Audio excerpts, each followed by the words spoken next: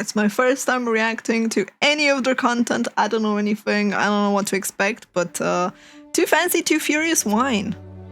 Satire. Come here, little fella. I want to Wait. Feel free to react to the videos. Please wait 48 hours. Aww. That's so sweet to have it at the beginning of the video like that. Come here, little fella. I want to tell you a secret. I'm just like you. Just like you. I like their voice. Down here in the dirt. Mine just happens to be imported. Wait, you are fighting in traffic, and I am fighting charges of traffic. We're so similar. You're working a 9. I'm fighting charges of traffic. Oh, precious. This is so freaking good. 9-to-5 job, and I am having to look at that. We're both boss lady. So don't hate me. I'm not the problem. It's the wine snobs. They're the ones that look down on you.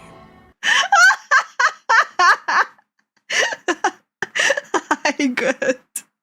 They're the wine snobs. Oh my god. Oh.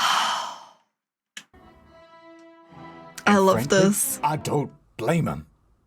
I don't blame them for looking down on me. He's learning. Listen, let me pull you up by your bootstraps. What if I made you my little Pygmalion? Pygmalion? Reference that you wouldn't get. Yep. You know what? Completely went over my head. A series of videos that will give you some sort of clue about fancy things. Yes, that's what I'll do. Something to give you just enough information to bluff your way through a fancy dinner. Did you know that Da Vinci painted the Mona Lisa? Somebody had to hold open the gates for the barbarians. Why not me? Oh. So let's do it. Let's look at... That is so good. Wine. The Mountain Dew of upper society. With wine, there is only one... Excuse you?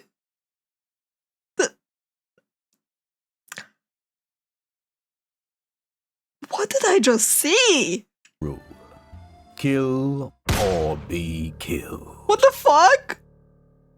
And if you want to survive the night, here are 6 things you should know about wine. To you muggles, the words on these bottles must seem like a mystery. Pie not no ire? But us landlords, how you read it. The pink Himalayan salt of the earth, we know what they mean. They are grape names. Look upon this grapevine. It makes grape berries. Now, there are many different species of grape berries. I have grapes in my fridge, actually. And whatever the berry species is will determine the type of wine. This is Chardonnay, so it will make Chardonnay. Merlot grapes, they make Merlot wine. Grape names are mostly French. Gross. But for example, in English, Pinot...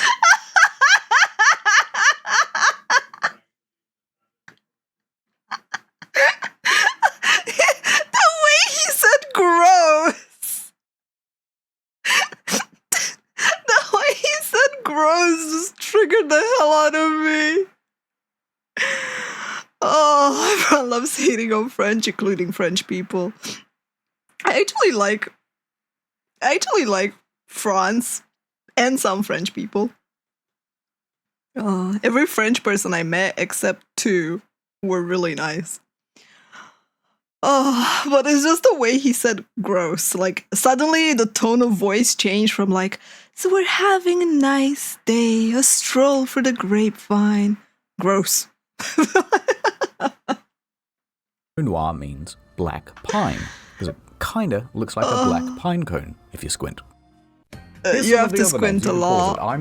You can pause it! Oh my god. Shiraz, sort of, it's complicated, named after a city. Merlot means little blackbird. Cabernet Sauvignon means black grapevine. Wild white grapevine Huh. Damn. I'm busy. Wine grapes are not like the kind you get at the supermarket. Those are table grapes. You can think of it kind of like the difference between cook. Why did you add that audio of swallowing and like, ooh? Why? I have grapes in my fridge and I want to go and do the same now. Cooking chocolate and regular chocolate. You can eat them. Ugh. But they're overly sugary and kind of full of seeds and just not as nice to snack on. So the grape type is the main word on the bottle, but sometimes there are other words as well. Most of the time. For example, this Bourgogne. What the hell is a chablis? It's all regions. Allow me to explain. What the through hell the is a medium chablis? of song. We're getting a song? There's Chianti and Piedmont, also there's Burgundy. Don't forget Chablis Bordeaux. This one's from Italy, this one's from Italy, this one's from France, this one's from France, this one's from France, this one's from France. They're all from France. We're Italy. Are all these videos like this?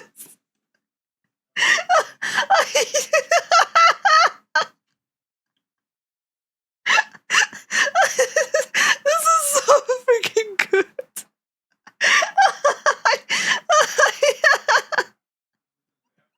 It's just like, for 1 second he pronounces things incorrectly, it makes you cringe, and then he goes in full-on song and actually pronounces it properly and makes a goddamn song out of it while being a complete parody. This is so good. Look, the general rule is, if you see a term you don't understand, it's probably just the French or the Italians being all la-dee-da about their particular region. All right, let's move on to price. Come on, I know a place. I know a place. We're here. I can tell by the name on the sign. Now, don't embarrass me, I didn't bring my ID. Fiddle-tee-dee, look at all these bottles. So many options. Ooh, a cheeky $200 bottle. And here, a $20 bottle. Now, I bet this $200 bottle tastes way better, right? Like it's got to be 10 times better than this one. No. That's just basic math. Go on, Basic math. You choose one. I'll choose the $20 one because I don't like wine. I don't like wine anyway.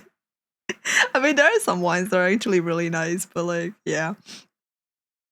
Oh, I had some when I was in France. Oh, no. Wow, drank Well, both it's supposed of to be a them. trick question, but they both taste pretty similar, right? There's not some threshold that you get to where it gets more expensive, and then it tastes better, and then more expensive again, and it tastes even better. This reminds me of the trend of that people were doing with the AI, where suddenly you have like, show me a $5 pancake, a $1 pancake, you know. It's exactly like that, but with wine. I don't know, like, when people got the idea the more expensive is better necessarily, though. Until it gets so expensive and so incredible that it's like nothing you've ever had before. Break through the conditioning. This is just old grape juice. Now, if grape you're a juice. little bi-curious about Actually, a more expensive helped bottle, make wine sure, as well. Why not?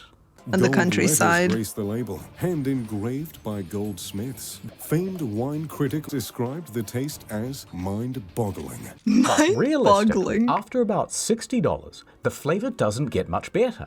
In fact, it plateaus out and it can even go down. Source, I made the it best up. quality to price ratio is all the way over here, much lower, about $20. He actually That's gives how much multiple you should sources. spend on a bottle of wine.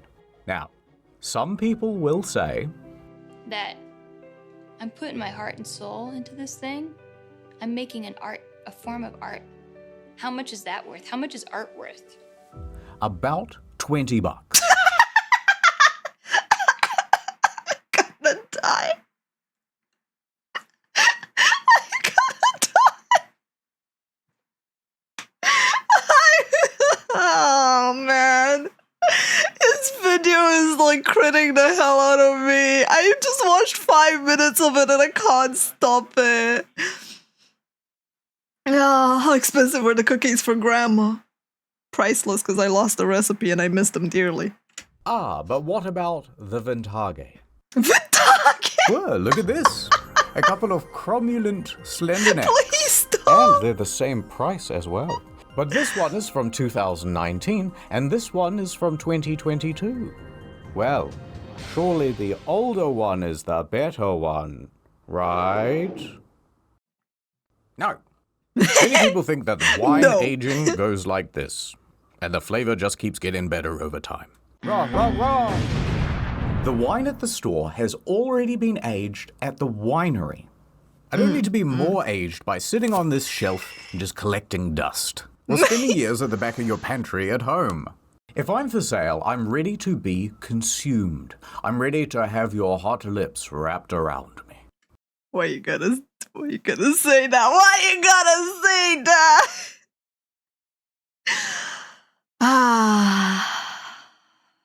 I really like this video. In fact, the general rule goes a corked bottle should be drunk within 5 years and a capped bottle within 1 year.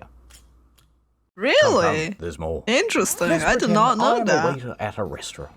You happen to be wearing a shirt, and so I have mistaken you as a paying customer. As a waiter, the first thing I will press you about will be food pairings.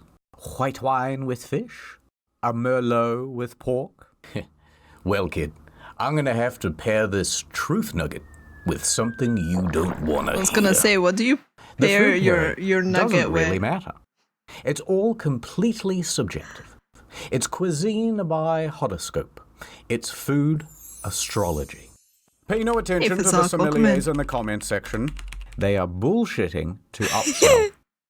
Get the more expensive one. Honestly, this is so true. Like, waiters in general will try and upsell you. Most of them. Not all of them, but a lot of them. From like going out with my parents, because my parents like wine, so my dad will buy a bottle of wine, like, or a glass of wine if they have it. They always try, like, what do you recommend? And they're like, I recommend the most expensive over the second most expensive. And I'm just like, do you even recommend that, or do you just try to sell something so you get more money? And it goes better with the spaghetti. Or they are a Pisces and you shouldn't trust their opinion anyway. Something else to expect at a restaurant? Expect to get ripped off by the markup. Most restaurants add a 250 to 300% markup on their wine. And the cheaper the bottle, the higher the proportional markup tends to be. So a $20 bottle will turn into an $80 bottle. But That is pretty true, $100 yeah. bottle may only rise to $150. Most people get the second cheapest bottle on the menu, regardless of the pairing, and that'll do just fine. And that's it. No more tips. Unless you Interesting. want to leave me one. Interesting. Actually, you know what? I got a fucking tip for you, mate. Ad time. I bet you're wondering Ad time. how I got did this not cog in understand my knee. the whole upselling, That's right? because I became the face of Incog, the service that helps you be forgotten on the internet.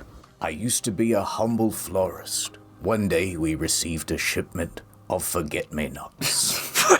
But inexplicably I fell in and ate a bunch of them.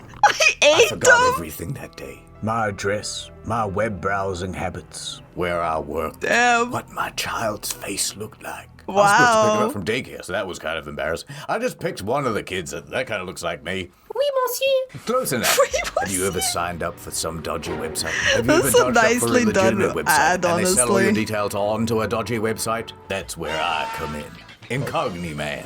And a nun. Incogni and a non-boy. There are data miners out there, data collectors, creating big servers all around Incogni the world. sponsors a lot of They people, take your from name, what I your see. address, and your IP, and together they make a big profile, and that lives forever.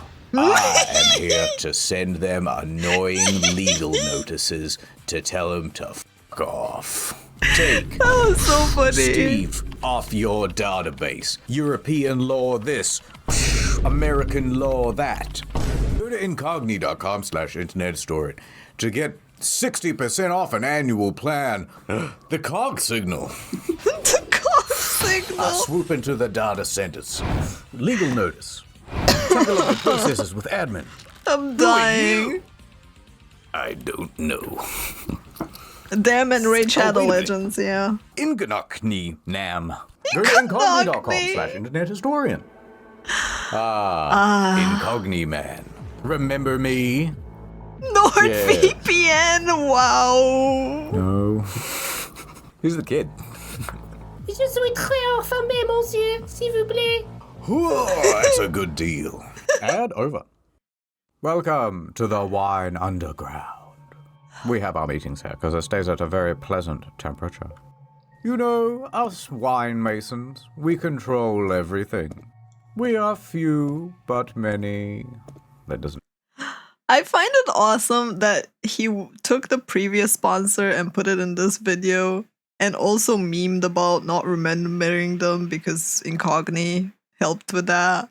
And just like that storytelling inside an ad and giving an ad lore and shit like that. That I like that. Like, he's the second creator that I saw be very creative with the way, no, actually the third one. That's very creative with the way that they do their ads. It's crazy to me. Just some people put a lot of effort into making an ad enjoyable to watch and making you not want to skip it just because it's funny. AKA, you know, doing their job. Makes sense. Look at the back of this bottle. See the No Fat Chicks logo? We put that there. It is the symbol of our organization. Fat chicks. We have a dirty finger in every glass of government and corporation stuff. If you cross us, whoops, perhaps you'll have a little accident. Oh my Last year, God. little upstart tried to make wine actually taste good. You know, like how grape soda does. Cut him up so good he had to get stitches. We caught one reporter trying to dig around into our operations. We all know how that one ended. With an airstrike. All right, my little juice box. I'm going to let My you in little on a juice secret. box. Why is His champagne voice. called champagne? His voice is so good at like narrating stuff. And the way he says stuff and the cadence of his videos, like, so nice. Well, I'll tell you. It's very well It done. all began in 1668. In the Abbey of St. Peter in northeast France, there's something spooky going on. Oh, It's something springtime. spooky. And in the cellar where they keep all the wine, bottles would suddenly, unexpectedly, explode. He did what, Callie? Now, this was especially common during morning mass. Ho ho, that's a bad omen. Sometimes the explosions would cause little chain reactions, and bottle after bottle would break down the line. Parishes were often in charge of producing and storing alcohols for the village, sometimes for ceremonial purposes. Eucharist, but also as a community thing and as a means of controlling the supply of alcohol. Interesting. Ruining the majority of the crop. The peasants were frightened and also charged. Sacre Bleu, les wine. What is happening? The monks would refer to this as the devil's wine. Le wine is cursed. Le God, he must be anger at us. Oh my We need a hero. god. In walks Dom Perignon. He is just the man for the job.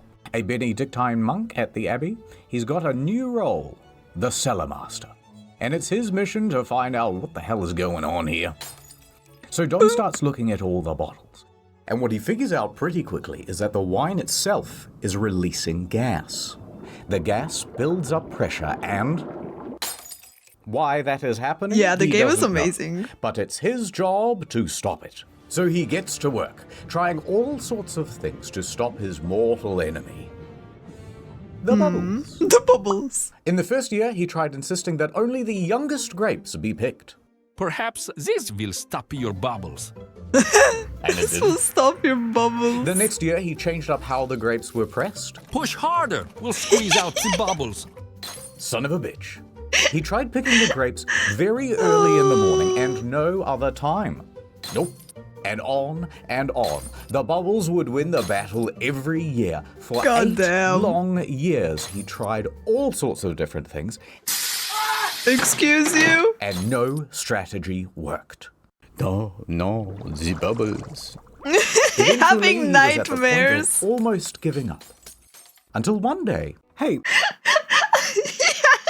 He had nightmares about the bubbles, man. He freaking flipped the PNG to make it look like he was like struggling in bed. Oh my god, the editing. Gee. I cannot, chat. This is so good. what if the wine is still fermenting? So he takes a couple of the bottles and he opens them and, it is. We ferment the wine. Once it's done, it goes into the bottle. How does it then start fermenting again? How is that possible? And here the mystery was solved. So it turns out in North France they have very fast changing seasons. And owing to that, the yeast doesn't actually get time to do its job. Instead, it would get cold very quickly in the winter and all the yeast would go dormant. Then the winemakers would go, oh brilliant, fermentation slowed down, it must be done. They would then bottle it and they Well, let me snooze ad for you. There you go. Also, hi Garfar. They would store it. It's but very once summer fun. came back around, the process would spring back to life, and carbon dioxide would build up and... Boop. Okay, he thinks, I cannot change the climate. Perhaps I shall not win the war against the bubbles. Now, the bubbles are his enemy, and he has another enemy. The English. Therefore, the enemy of his enemy or something. Anyway, he starts talking to the English, and he goes, hey, how do you guys stop your bottles from exploding? And the British go, You what, mate? Cool. We'll peep at how thin the bloody glass be in it. Thin glass is the problem. Thank you for using this text-to-speech preview. For a paid version, please go to... See, the English have created new coal-fired bottles with much thicker glass. Then they put a cork in the top, and it allows them to... The growth of England's population and industry led King James I to be concerned that the forest would be over-harvested and stripped bare.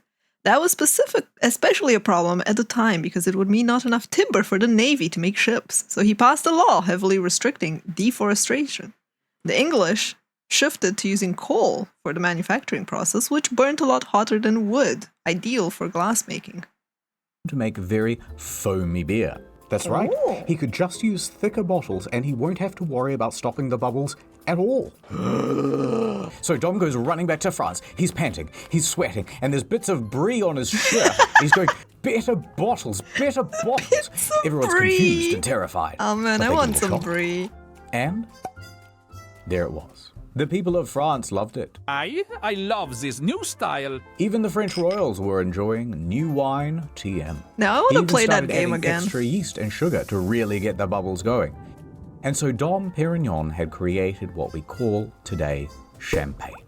Now, there's a 19th century marketing campaign that says the moment he uncorked his champagne for the first time, he tried it and said, come quickly, I am tasting the stars. But that's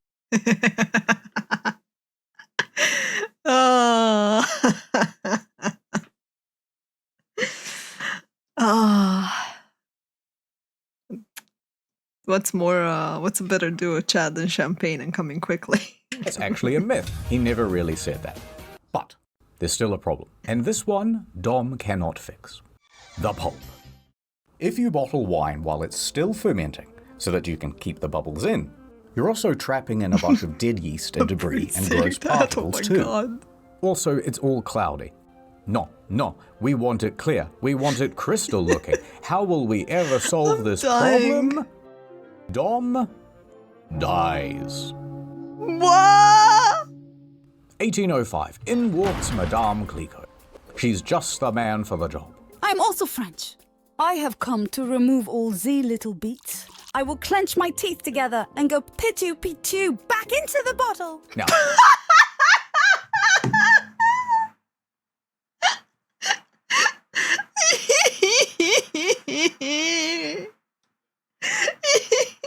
I'll go pitu right back into the bottle.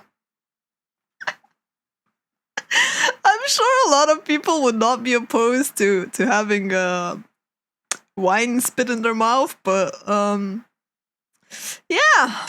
Madame Clicquot was a very shrewd lady. Her husband died when she was in her early 20s, My husband is dead. Lol. and part of the estate she was bequeathed included a winery. She immediately got to work, making it into a successful business. I shall invent a process called lay riddling. Here's what you do, right? The You put these riddling? bottles on a rack at a Oh. 35-degree angle with the top facing down. Every 2 days, she would give the bottle a little shake and slightly increase the angle. Damn, that's After a lot 8 of... to 10 weeks, all of the sediment would come to rest in the neck of the bottle. All right, quick tangent. Did you know that when you That's increase a the lot salt of concentration work. in water, you can drop its temperature down much lower without it freezing? Tangent over. So she takes this sub-zero salt water Nice tangent. and dips the neck of the bottle in there. Then lets it sit until the neck freezes. Now you have a sort of frozen cork filled with all of the gross pulp, and then you simply pop off the top. And the whole thing goes shooting out as a fun prank for your friends and family. Then they add in a little more extra base wine and sugar and leave it to age. And with that, Clico Yeah, has same for just boiling created Exelion. a clear, sparkling wine. And that is Ridley. And I did not Madame know this Clico part, is honestly. The Riddler. The Riddler. Oh, this is like interesting. I did not know that that's how champagne came to be.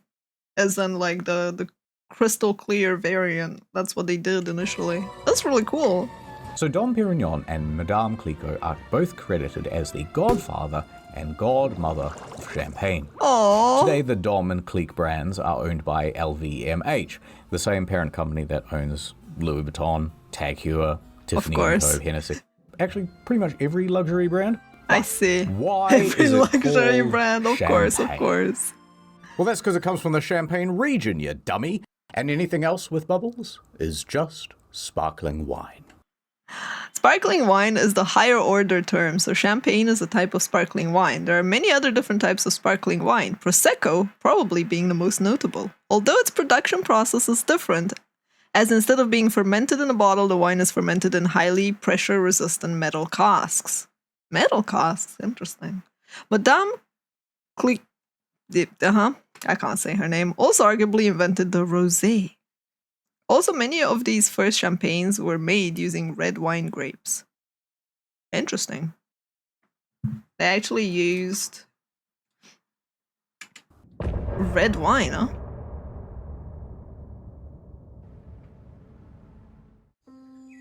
Oh, it's you. I was just looking out over the sunset. You know how it is.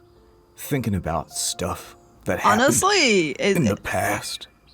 seeing remember it all France, too like well. the countryside It was and everything, literally is beautiful. 1984. I cannot recommend I was a walking car home trip. with my parents from the opera. Come on, keep up. We're nearly there. Hey, let's take a little shortcut, they said. We can cut through here. We Oh were my walking down a God. well-lit alleyway. It was nothing but quaint restaurants and bistros. Ginger. Then suddenly, a man holding a bottle of Shiraz came out of nowhere. Just a tipple, he said. I was terrified. I knew nothing about wine. Go on, he said. This is so My good. hands The were shaking, editing. knees weak, arms heavy. Mom Complex spaghetti. aroma, wouldn't you say? Ooh, very good tannins. Oh, really? Yep. What's a tannin? I don't know. My parents died from embarrassment right there on the spot. They died from embarrassment. Just a tipple. It's too late for me, but I don't want the same thing to happen to you. The wine man, That's yeah. why we have to learn about how to serve wine. Hey. So you've bought a bottle of wine to show your friends and family how successful and sophisticated you are. Did you know that Da Vinci painted the Mona Lisa? So let's go through how to serve the big three. White, red, and champagne. Let's say you've bought champagne. I know champagne, but I didn't know there was a difference That between bottle white and red, goes honestly. in the fridge. Champagne is served cold always. To open, peel off the foil and do not aim it at your face. Then twist off the myth. Dude, I had to blink. I heard the sound and I was expecting the impact, and I had to like close my eyes for a second because I was like, oh, I don't want to see that. I've seen enough accidents happen with champagne and people opening it the wrong way, including like a chandelier getting smashed to pieces. Thing. If you want people to think you're fancy, use the proper word, muselet. Muselet. It helps to contain the pressure. Muselet? Again, don't aim this thing at your face. It's really Jesus worth Christ, repeating. stop! The PSI inside a champagne bottle is 70 It makes to me 90. so uncomfortable That seeing puts it in the that. same league as a nail gun. So the cork comes out at about What 50 the miles fuck an was hour. that? And if you're in a house, you want to hold onto it very firmly with your hand. If you're Bezos, or you just won the Grand Prix, fling it over some ladies. Get over some But if you want to be really fancy, you can use a sword. This has been a tradition for a couple hundred years, popularized by That Napoleon. one I do know. After each victory, the army would use their sabers to crack one open for the boys. That one I But did the know. sword's just ceremonial. You can use pretty much any blunt object to knock off the top. A phone, a shoe, Seriously? this fish head. What the fuck? If it's People cold, use the it shouldn't phone. fizz over too much. Why? But you might want to have someone on the side with a ready glass. The glass type should either be a tulip or a flute. Although, if you've seen The Great Gatsby, you may notice that they use these. Up until I the have a mid-1900s, pair of those as people well. used coupes. That's because, back in the day, excessive effervescence wasn't very cool. So these cups helped actually dispel the bubbles faster. People didn't want In to be fact, burpy. Sometimes they'd even use a small whisk or a fork to dissipate all the bubbles. Seriously? You Now, would there's actually whisk an old it? myth that the shape and size of the coupe was molded from one of Marie Antoinette's buboes. Excuse me? People actually thought that? Man, if that was true, that would be so badass, honestly. That was like, I wanna have myself immortalized in history. What do? Well, I invent a new glass type. The shape of my boobs. Personality cups. What the hell, man? But it's probably not true. I don't think it's true. Eventually, I will not comment on the white mustache. I will not comment on the white mustache. I will not make a comment on the white mustache. bubbles became a fancy feature, so the flute was adopted. They can be made from glass, but preferably they're made from crystal, so that they shimmer as much as possible. And the best flutes would also feature a small rough spot right there at the center of the glass at the bottom to create a sort of tornado of bubbles. Anyway, as you pour, tilt sideways so it isn't all head, and don't pour more than 2/3 full. Done. White wine. White wine is best served chilled too. 10 to 15 degrees though, not fridge cold. I thought that was Use the a case small of glass every bowl and pour to wine. about half full. And when you drink, do a little sniff test and, aerate it a bit. Then hold it down low on the stem so your hands don't heat up the liquid. If it's not to your taste, cut it with 50% Sprite and add a few ice cubes. Huh? Wine with Sprite? Reds. Red wine is not chilled. It is served at room temperature. Really? When you first open it, you're supposed to let it sit for a Interesting. while to oxidize. That gives it more flavor. I know, like, people. I know, like, as I said, I don't know what the difference is between, like, red and white for serving. I know rosé is also chilled. At least the way they served it when I'd be in restaurants. But interesting. I did not know that the red isn't cold. If you don't want to wait, you can just pour it into a decanter. That does the same thing. To drink from, we want a big I have bowl not seen a on decanter in forever, man. so you get a full face of the aromas of the grape blood. When you pour the thing, fill it about 1/3 full. That's pretty much it. However, when it comes to wine snobbery, Red wine snobbery is at the top of the Maslow hierarchy. Crushed white rock. It's like almost like a rock quarry. Oh my god, shut up.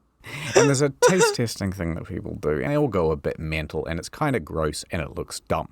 But if you think you're ready for the ultimate test, ready to take the one chip challenge I'm not ready. of enology, No. then here's how you do it. When the waiter comes over, insist on taking a teensy sample. Inspect for color, clarity, and legs. Legs refers to how viscous the wine is. Smell it. Smells like a red wine. Legs. Swirl it around on... Imagine someone just went like, okay, so I need to just look at clarity and how it looks, and legs goes to the person serving and goes like, can you show me your legs? I don't understand the smell thing. Like, to me, whenever my dad would like give me a wine to smell, they kind of like smelled the same. Maybe we didn't have super fancy wines, but like... the table making a loud scratching noise so that everyone knows you're a connoisseur. Swirling the wine glass is almost like turning up the volume on the stereo. It's like airing when you taste it. You're Yeah. supposed to get it over every part of your mouth, so that when you brush your teeth later, it's awful. Then take in Nice. big sips of air. This is where you comment on the texture and taste. There's texture in wine? Notes. You yell across the room. Now this is the best part. You can just make shit up about vanilla smatterings or citrusy undercurrents. Nice. I swear, there's a hint of blueberry. It's one of those things that's kind of true, but subjective enough that no one can realize. There's a hint of blueberry chai in my cola. What do you know that? Wines vary a lot in flavor and have many different subtle tastes that people are able to pick out. These are reactive aromatic compounds brought about through the sugar content of the grape, type of grape, soil, climate, acidity, method of fermentation, secondary fermentation, which shapes the texture of the wine. Okay. To boot, woody compounds that leach into the mix, aging in an oak barrel. If there are chocolatey notes, that's owing to there being reactive compounds in the wine mixture appearing there organically. Wine, for its production, is able to bring traces of these as a hint, not really a flavor. Huh. Like, for me, if I drink wine, of course, depends on the wine. Not every wine is like that. But like when you have a dry wine, right? You have like that mouth of like...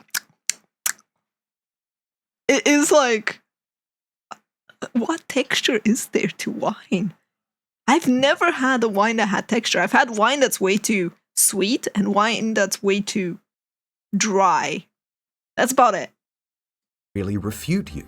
So make a big show of it. There is a little bit of a... Yeah, I don't drink alcohol either anymore. Clay note to this. It's a little bit meaty. It's a little bit sort of rustic. There are definitely hints here of Monster Ultra sugar-free. You know the rustic guy? I would go and get him a countryside wooden pole and ask him to lick it and tell me if that's rustic as well. If this is a taste test and you're sampling dozens of wines, you want to spit out the sample into this gross bucket so you don't get too drunk. Do not ask the waiter if you can drink from the bucket. It's the waiter's privilege and he's very protective of it. Wait, what? Huh? At very large gatherings like a festival, people are starting to collect and re-still it into liquor. It's cooked, but gross. Ew. That is how to serve wine. Ew. Okay, that's a lot of shitting on wine, people. And we shouldn't get bullied. But let me do a quick 180. Because overall, wine 180. is good. And a little wine snobbery can be good also. Oh. Being into wine is one of the great dad hobbies. Moms are you will have a invited model too. train set in your basement, Nice. complete with a little walking path and the grass just right. The best part about this hobby is building the thing, getting it just perfect, and then making people sit there while you explain the little trains in excruciating detail of how they work. Making people sit Now, the fun of Warhammer, that's when you save up for the little space marine man, You take them out of the packet. You put on a podcast with some Warhammer in the background. Nice. Of all the Primarchs, Horus I is approve. the best fisher. And you slowly paint it yourself. And then you argue with your mates later about why the necrophiles are the best race. There are people that spend like tens of thousands of dollars on coffee machines and equipment. And then it takes like an hour to make a coffee. Yeah, and it's like only very 5% better, maybe, than the ones you get at the cafe. Now, I could be Mr. Killjoy and come in and go, what's the point of that? Why not just buy it from the cafe? Why not just get a pre-painted Space Marine? Why not have someone else just install the tracer? I agree with his perspective there's no ceremony, there. there's no fun, there's no hobby. Wine is very similar. They're getting a little bit too obsessive about the thing and being like... Some lemon zest as well, lemon pith. Some lemon. Is the purpose of wine. It's the fun of wine. Which is why wine is better than just some old grape juice. And you fucking... I mean, let's look at the upside of wine and why being a snob at wine is good. The part that's good about it is you learn vocabulary. You learn words. You end up having to go and Google fancy words just so you can appear like you know what the hell you're talking about. And no one can contest it because they don't know what the hell you're saying or what word you just use. Wine loser snobs, you know what? You're all right. This was such a freaking good video, honestly. And that's about it. There's just one last thing left. The practical. Come on, my little nouveau biche. I booked out a whole restaurant. They serve some of the best blue whale caviar here. All right, you did it. Blue whale you sat through the caviar? whole video without crying. I think this calls for a I toast. definitely did not cry. I laughed so Let it hard, out. though. I almost cried from laughing. Uh-oh. I can't believe you killed again. But it's okay. I feel like we're becoming close friends who can keep secrets and stuff. And because we're such close friends, I'm going to keep teaching you things. This That's is right. so amazing. You're going to be just like me. I love this so much. I just cannot tell which of this is blood and which wine. By the way, this is the second video. If you haven't seen the first one, which is on Fancy at the Theatre. I have not seen that Go one. look at it over I here. will have to. But This there's is my also first Fancy. video from this channel. Fancy Paint. Literally my first video into this channel from the Internet Historian. And I love this channel already. This is absolutely amazing.